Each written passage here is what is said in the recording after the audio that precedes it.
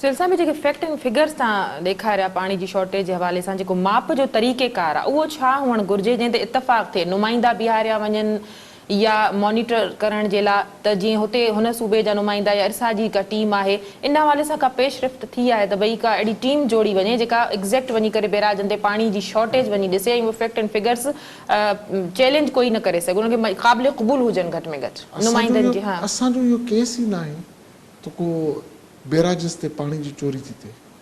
असांजो case simple आहे त वाटर अकार्ड ते इम्प्लीमेंट नथो थिए। जेको वाटर अकार्ड तहत शेयर आहे ड्यू शेयर आहे उहो असांखे मिले ई नथो।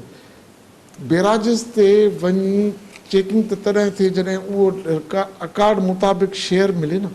हे त उन अकार्ड तहत शेयर ई नथो मिले न असांखे। असांजो इहो आहे पहिरियों ऐं ॿियो लिंक केनाल्स वो ओपनली को इहो केस थोरी आहे त हो चवनि था त असां लिंक केनाल बंदि कयूं वेठा आहियूं ऐं तव्हां खोलियूं वेठा आहियो। असांजो इहो न आहे। हो त चवनि था न त असां लिंक केनाल खोलियूं वेठा आहियूं। हो चवनि था त असां वाटर अकार्ड जो जेको टेबल आहे उन ते इम्प्लीमेंट नथा कयूं, असां 3 टियर फार्मूला तहत था ॾियूं। हो त इहा शइ जेको असांजो केस आहे हो उहो एडमिट कनि था त असां वाक़ई जेको सिंध चए थी उहो सही थी चए, पर असां ईअं कंदासीं न।